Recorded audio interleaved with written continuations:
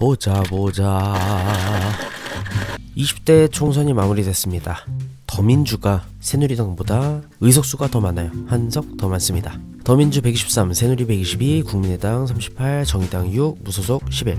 이제 당선된 분의 정당에 따라서 이제 서울 지도에 색깔로 표현해 놓은 걸 보니까 서울이 뭐 펄해, 아주 펄해. 이 정도일 줄은 아무도 생각 못했을 겁니다.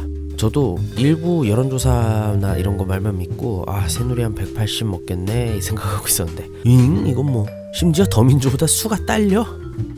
한석이 이제 선거가 끝남에 따라 여러 이제 정치평론가들이나 기자들이 여러 가지 분석을 해오고 있어요. 이렇게 된 건 뭐 민심이다, 대통령이 뻘짓을 많이 해서 그렇다, 뭐 이런 분석들도 나오고 있는데, 이런 분석 외로 이제 뭐 보수층을 지지하는 분들이 이제 하는 말들이 제가 보기엔 좀 재밌었어요.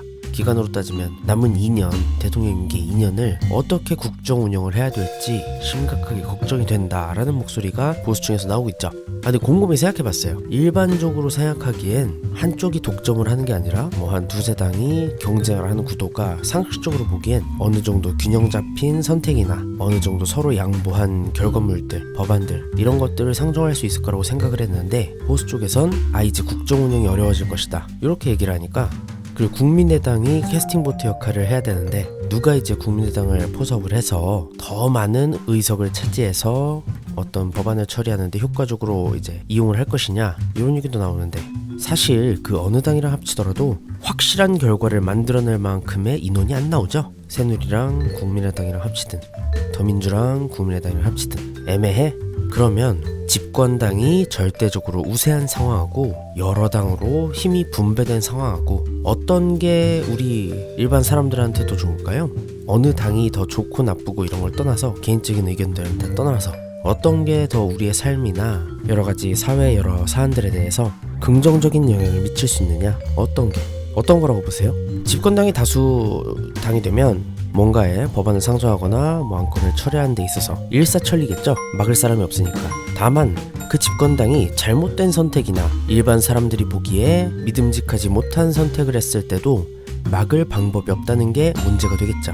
자, 그럼 힘이 분배됐을 경우 막무가내식 법안 통과는 없을 겁니다. 쉽지 않을 거예요. 인원이 압도적이지 않기 때문에 어느 정도 사회적 합의나 정당끼리의 협의가 필수적이게 됐습니다. 그 대신 그 어떤 당이 됐든 어떤 안을 제시했을 때 그 안이 상대방 당의 기득권이나 이점을 해칠 만한 요소의 소지가 있으면 그게 사회에 어떤 현상을 가져오든, 좋은 현상을 가져오든 나쁜 결과를 가져오든 간에 일단 그 상대 당에서 그걸 반대해서, 왜냐면 자기들의 이점을 해치기 때문에 그걸 반대해서 처리를 늦추거나 막을 수 있다는 점이 있죠. 결과적으로 20대 총선은 여러 당이 경쟁하는 체제가 되겠습니다. 박근혜 대통령은 앞으로 더 힘을 못 쓰겠죠. 아니면 더 아등바등하거나 국민의당의 눈치를 보게 되거나, 속칭 레임덕이라는 게 빨리 오고 다음 대선 쪽으로 시선이 확 쏠릴 겁니다.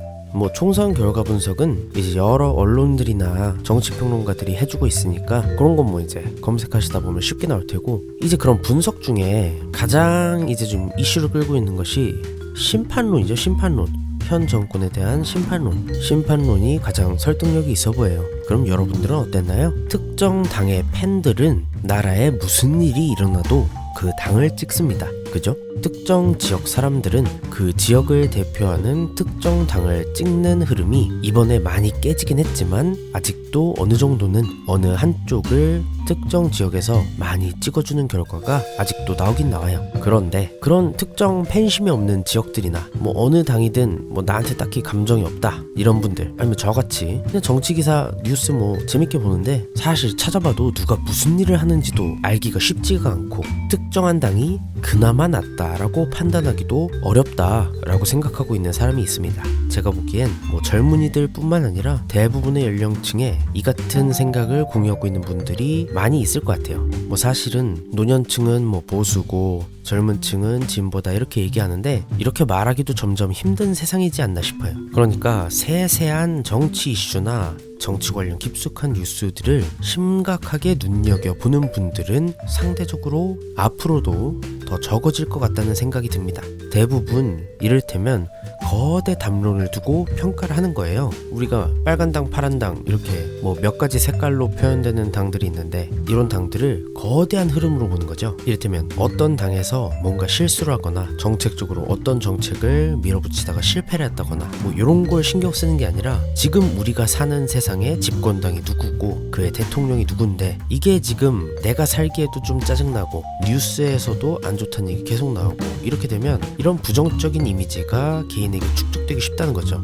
결론적으로 제가 드리고 싶은 얘기는 지금 정치평론가들이나 언론이나 기자들이나 뭐 교수들이 아무리 어쩌고 저쩌고 지금 20대 총선의 결과에 대해서 분석을 내려도 앞으로는 점점 더 예측할 수 없는 방향으로 흘러갈 거란 얘기예요. 특정 지역으로 대표되는 특정 당을 맹목적으로 지지하는 트렌드도 점점 사라질 것이고 진지하게 정치에 파고들어서 우열이나 시비를 가리려는 노력도 많이 줄어들 것이고요. 결국 남는 건 거대 담론에 의한 반향적 선택 혹은 인터넷, SNS를 통한 유행의 결과가 남을 것 같아요. 어떻게 생각하세요? 지금 뭐 많은 젊은 층들은 이제 뭐 장년층, 노년층이 맹목적으로 새누리를 찍는 걸 보고 또 이게 한심해 하잖아요. 그럼 우리 젊은 층들이 더민주나 지금 야권을 지지하는 배경은 뭐죠? 한 30년, 40년 후에 지금 젊은 세대가 장년층, 노년층이 됐을 땐 우리는 누굴 뽑고 있을 것이며 젊은 층들은 우리를 보면서 어떻게 한심해하고 있을까요? 아니면 우리도 똑같이 나이가 들면 들수록 보수화가 될까요? 의견 남겨주시기 바랍니다. 와이어헤드였습니다.